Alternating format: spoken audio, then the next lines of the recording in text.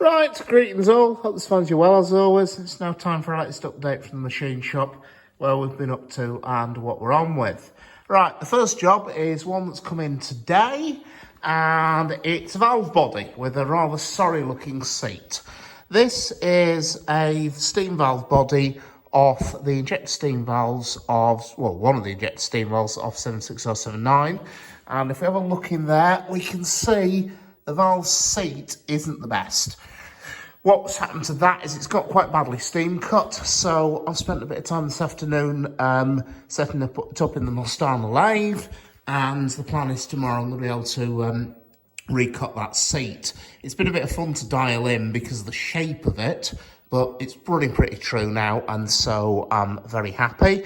And you may notice it's in the Mostana, and yes, it's going to be done tomorrow, and the reason it's going to be done tomorrow is due to the fantastic work of Chalky White and his glamorous assistant, the one and only Rowley, our shed electricians.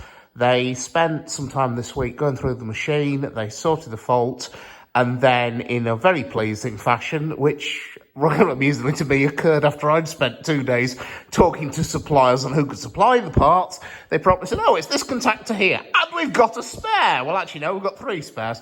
So anyway, it's got this new contactor in it, it's sorted, it's back operational, and thanks to those lads' hard work, it's up and running, and tomorrow is going to sort that valve body. Okay, right, so that's the first job. The second job, we've actually been, oh God, it's been like the Piccadilly Circus here today. We've had everybody here. Anyway, another of our volunteers, Matty Anderson's been in. The first job he's been on with is this guide bar for flue tap for the boiler shop. The idea is this end of the bar locates into a tube, which in turn locates into the tube plate at the, let me think about this, I believe at the smoke box end, and then the tap in question runs on this section of the bar here while they're tapping the flue holes at the firebox end. And a quick request from the one and only Chris Kelly of the boiler shop, and so that's been done. The other job Matty's been on with is he's rattled these little beauties out. These are washers for cylinder pressure relief valves. There's been a job that's been hanging around since May, and I finally sort of dug the drawer out. I thought, we really ought to get those done. So anyway, Matty's got those rattled out and done.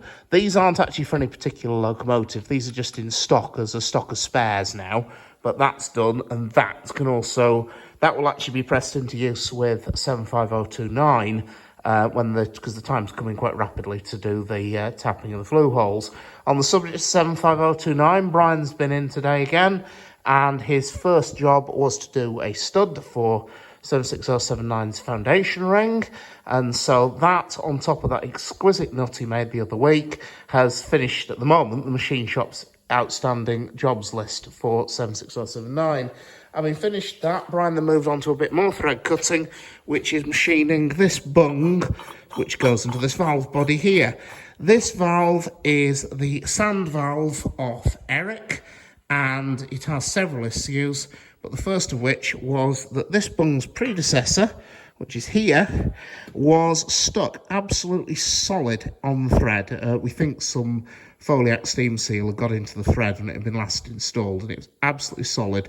The lads tried to get it out. They couldn't. As you can see, the hexagon's damaged on the corners. To be fair to them, the hexagon was already damaged. And then finally, the only way to get it out was brute force with a hammer and chisel, which hasn't done that piece of bronze any good, sadly. But to be fair, the thread is worn as well, so it really needed replacing anyway. So Brian's rattled a replacement out, so that job is now done. For those who are sort of thinking, but hang on, if that's off Eric and Eric's running, what have you done? Well, we've simply done a direct swap with 44806, because 44806 is currently in the works in pieces. Its sound valve is spare, so young Andrew Jeffrey spent yesterday overhauling that one, so it goes straight onto Eric, and then this then gave us this one, which we can then sort, and so that will go back out on Eric. Well, whenever, probably. We'll probably swap it over later sometime next year when the locals are stopped completely. But so that's another little quick job that's been done. And so, yeah, that's keeping busy. And then, yeah, I think that's about it, actually. Yes, there's been quite a few jobs on. The next job Brian's going to be on with is sorting out some of those. We saw these a long time ago. These are some of the spares for black 5 gauge frame fittings that he raffled out.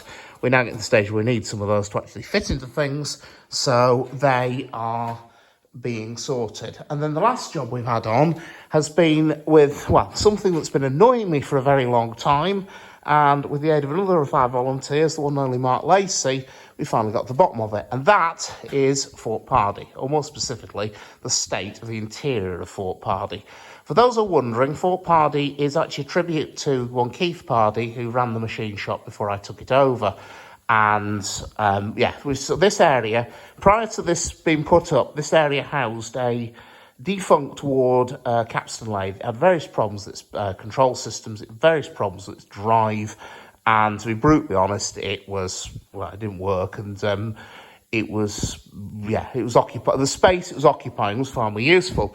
So this was created a couple of years ago, and use it as a storage space for all the machine shop consumables, shall we say, drills, milling cutters, Morse taper sleeves, measuring equipment. It all goes in here.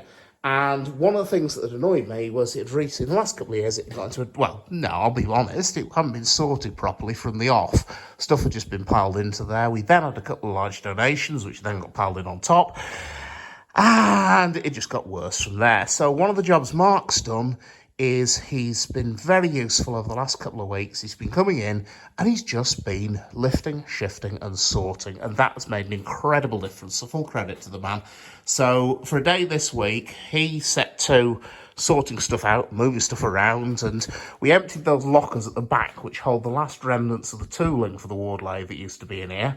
So we've now got those sorted and organised. We then attacked that set of shelves, which previously were just a mess. So we've now got everything from micrometers that are due calibration or repair or whatever, all the milling gear and the spare Morse sleeves and other equipment all sorted and all organised. And to be honest, that's something that without Mark's hard work in sorting stuff out, it really would not have happened. So full credit to the man, Mark. It's very much appreciated and it's made a real difference. The next thing we're planning to hit is all the measuring gear. Well, we're not planning to hit it. It's high precision measuring gear. You don't hit things like that. But the next problem we're going to tackle is getting this a bit more organised. One of the problems we've had in here is there simply wasn't enough space, and so stuff just got piled in any old how.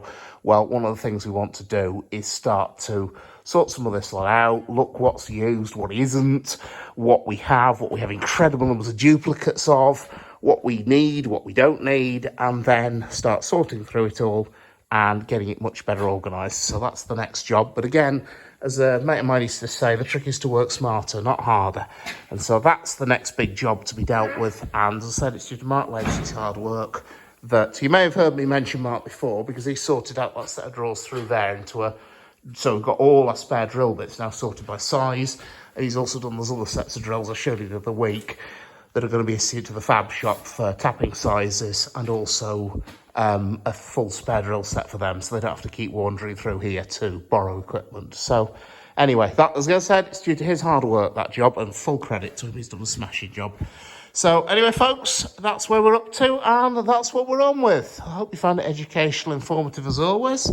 And incidentally, if anyone else out there does fancy coming along, looking in, giving us a hand, chuck me or Nick Simpson an email. That's at either nick.simpson@mymr.co.uk or Owen Samuel. It's owen.samuel@mymr.co.uk.